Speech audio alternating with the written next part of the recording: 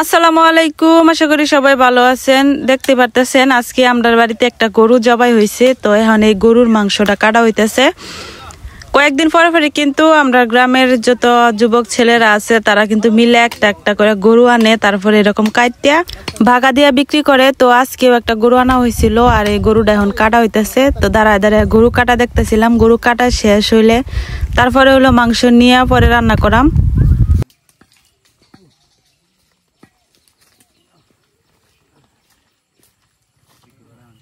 এইভাবে গরু কাটা হইলে কিন্তু কুরবানির ঈদের কথা মনে পড়ে, কারণ কুরবানির ঈদের সময়ও পুকুর পাড়ে এইভাবে গরু কাটা বাছা করা হয় সবাই মিলা। তো আজকেও কিন্তু সবাই মিলা গরু কাটা বাছা হইতেছে, তারপরে বাগা দেওয়া হইতেছে। আর এইখান থেকে কিন্তু আমাদের পাড়ার সবাই কিন্তু মাংস নিব। যেহেতু আমরা গ্রামে তেমন একটা গরুর মাংস পাওয়া যায় না, আমরা গ্রামের বাজারটা একটু দূরে, আর বাজারেও সচরাচর কিন্তু গরু জবাই করা হয় না। উপজেলা শহর থেকে মাংস ফ্রোজেন করে আইনে বিক্রি করা হয়। তো যার কারণে কিন্তু আমরা টাটকা গরুর মাংসটা কুরবানির ঈদ ছাড়া তেমন একটা খাইতে পারি না।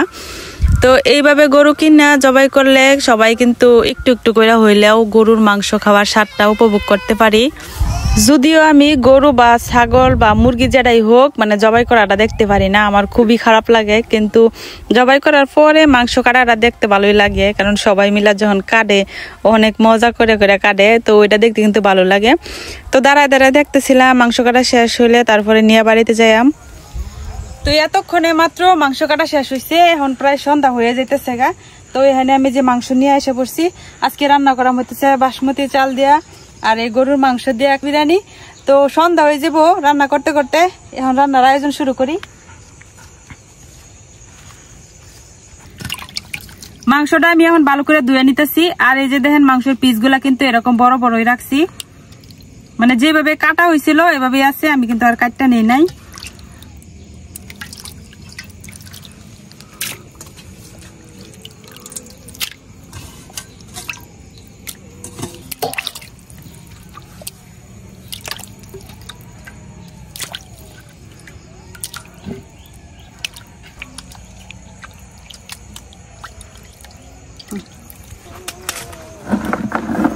আমি রান্না বসাইতে বসাইতে এদিক দিয়ে মাগরিবের আজানও দিয়া দিছে।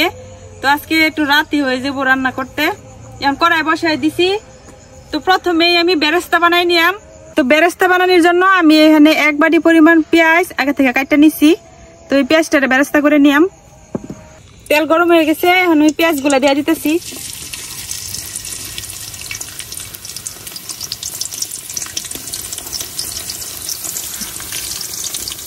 হাত দিয়ে একটু চাপ দিয়ে দিতেছি যাতে সবগুলা একটু মানে ভেঙে ভেঙে থাকে, একটার সাথে একটা যাতে জোড়ানো লাগে যায়, লেগে একটু হাত দিয়ে চাপ দিয়ে দিলাম।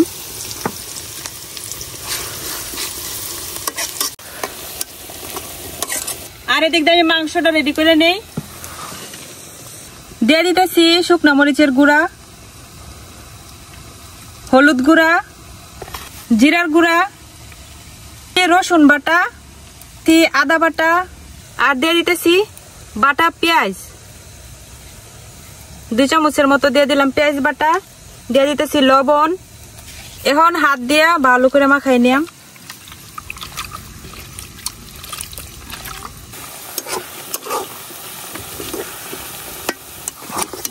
আমার বেরেস্তা গুলা কিন্তু হয়ে গেছে, এই যে এখন আমি তেল ঝরাই উঠাই নিতেছি।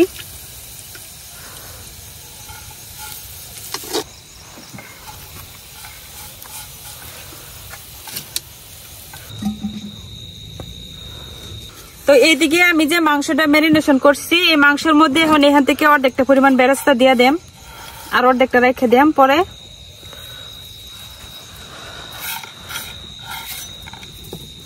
এখন যেই তেলের মধ্যে বেরেস্তা ভাজছিলাম ওইখান থেকে তেল দিয়ে দিতেছি।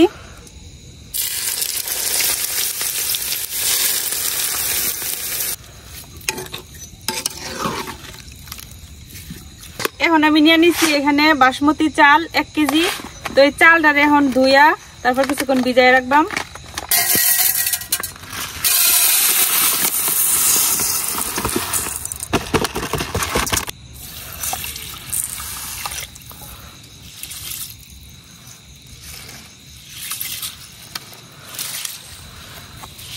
তো এদিকে আমি বাসমতি চালটারে কিন্তু অসামান্য একটু পানির মধ্যে ভিজিয়ে রাখছি। তো যতক্ষণ পর্যন্ত আমার মাংসটা কষানি হইব ততক্ষণই এটা ভিজানো থাকুক, মানে আধা ঘন্টা 20-30 মিনিট যাই লাগে। এখন আমি যে মাংসটা ম্যারিনেশন করে রাখছি এই মাংসটা রান্না বসাই দিলাম।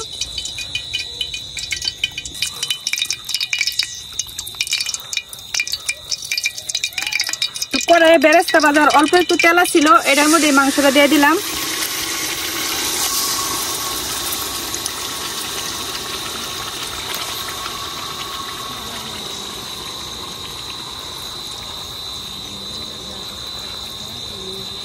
মাংস বসাই দিছি। এখন আমি মাংসের মধ্যে রাঁধুনি যে রেডি মিক্স কাচ্চি মশলা আছে ওইখান থেকে একটু দিয়ে দিতেছি মাংসের সাথে।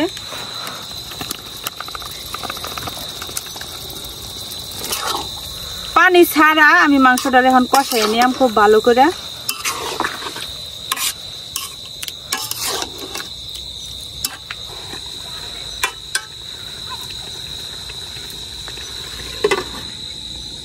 এই আলুটার এই মাঝখান থেকে কাটটা দিয়ে দেম।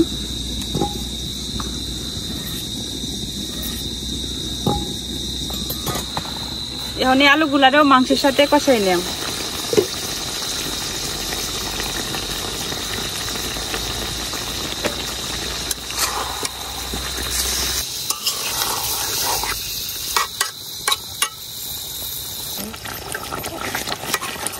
মাংসটা কিন্তু আমার প্রায় 80% মতো সেদ্ধ হয়ে গেছে।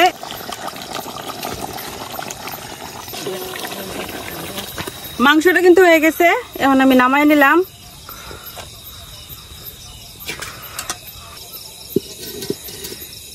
এখন আমি আবার একটা পাতিল বসাই দিছি, পাতিলের মধ্যে দিয়ে দিতেছি পানি। পাতিলের মধ্যে পানি দিয়ে দিছি, এখন পানির মধ্যে কয়েকটা আস্ত গরম মশলা দিয়ে দিতেছি, আর দিয়ে দিতেছি একটু কাঁচা জিরা। এখন যে বাসমতি চালটা আমি ভিজায় রাখছিলাম এই চালটা দিয়ে দেন পানির।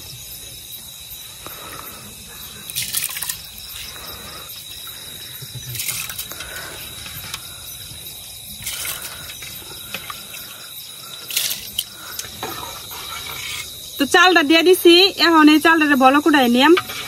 সন্ধ্যাটা হয়েছে আর এদিক দিয়ে কারেন্টও গেছে, কারেন্টের আর খবরই নাই। তো লাইটেরও পাওয়ার শেষ, অন্ধকারের ভিতরে রান্না করতেছি। তো এদিক দিয়ে রান্না অনেকটা আগায় গেছে, মাংসটা সেদ্ধ হয়ে গেছে। এখন শুধু চালটা রেডি হলে কিন্তু দমে দিয়ে দিলে 10-15 মিনিটের মধ্যে কিন্তু হয়ে যাব। এখন দিয়ে দিতেছি লবণ। তো এরপরে কিন্তু আর লবণ দিতাম না, যার কারণে একটু বেশি করে লবণ দিয়ে দিলাম। এখন যে একবার একটু লড়াই দিতেছি, পরে কিন্তু আর লড়াই দিতাম না। এখন একটু জোরে বলক আসা পর্যন্ত অপেক্ষা করাম।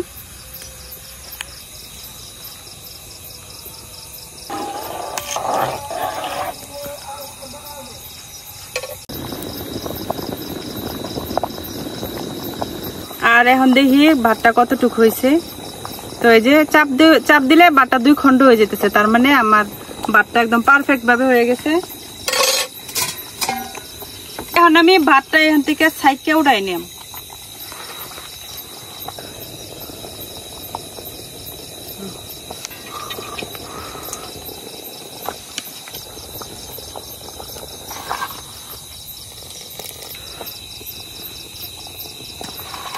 এই যে আমি কিন্তু পানি থেকে সাইডকে একদম ভাতটা উঠাই নিছি। এখন হইতেছে আমি দমে বসাই দিলাম। তো দমে বসানোর জন্য এই পাতিলের মধ্যে বসাই আমি পাতিল রেডি করে নেই। এখন পাতিলের মধ্যে মাংসটা দিয়ে দিতেছি।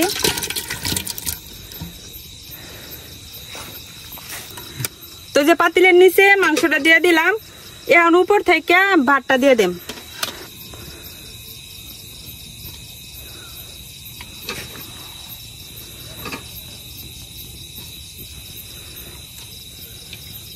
এখন উপর থেকে অল্প একটু পেঁয়াজ বেরেস্তা দিয়ে দেম। এরপর যে বাকি ভাতটা আছে এটাও দিয়ে দেম।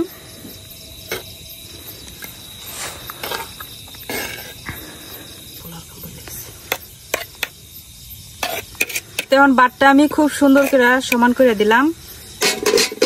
এখন আর বাকি যে বেরেস্তাটা ছিল এই বেরেস্তাটা দিয়ে দিতেছি।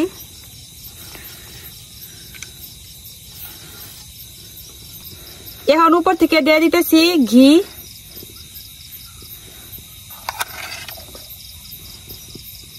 এখানে আমরা ঘরোয়া ভাবে যেহেতু বানাইতেছি, যার কারণে গোলাপ জল, কেওড়া জল এগুলা দিতে পারছি না, কারণ হাতের কাছে নাই। ঘরোয়া ভাবে ঘরে যা আছে তাই দিয়ে চেষ্টা করতেছি। আর একটু রাঁধুনি কাচ্চি মশলা দিয়ে দিতেছি। এখন বসাই দিলাম চুলায়।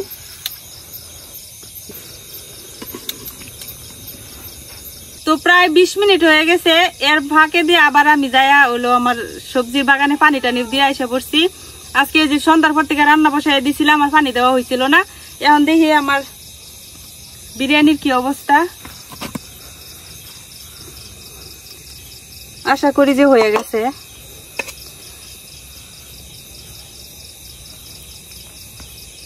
এই যে ভাতগুলাও কিন্তু খুব সুন্দর সেদ্ধ হয়ে গেছে, তার মানে হয়ে গেছে। এখন নিচের থেকে একটু উল্টায় দেখাই।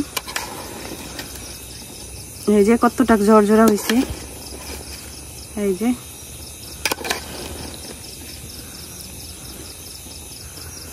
চুলার উপর থেকে নিতেছি।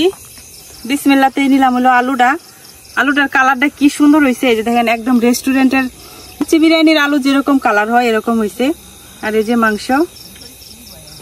তো এই জায়গায় মিক্সিং এর মধ্যে শুধু আমি দেই নাই হইতেছে জাফরান আর টক দই আর হইতেছে কেওড়া জল, গোলাপ জল। মানে টক দই দেওয়াটা আমার পছন্দ লাগে না, যার কারণে দেই নাই। আর অন্য বাকি জিনিসগুলো আমার কাছে নাই, এই কারণেও দেওয়া হয় নাই। তো এই যে দেখেন, তারপরও মাশাআল্লাহ এত সুন্দর গ্রান বের হইছে। গরম আলুটাও দেখেন খুব সুন্দর সেদ্ধ হয়ে গেছে, আর কালারটা কি সুন্দর আইছে আলুর।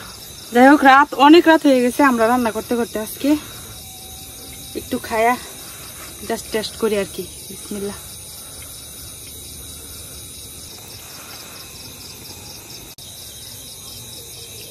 মাংসটাও কিন্তু খুব সুন্দর সেদ্ধ হয়েছে, কিন্তু আমি গরমের কারণে ধরতে পারতেছি না, আলুর মধ্যেও ধরতে পারতেছি না, মাংসের মধ্যেও। তো এই যে অল্প একটু হাত দিয়ে ছিঁড়ছিলাম কোনো মতে।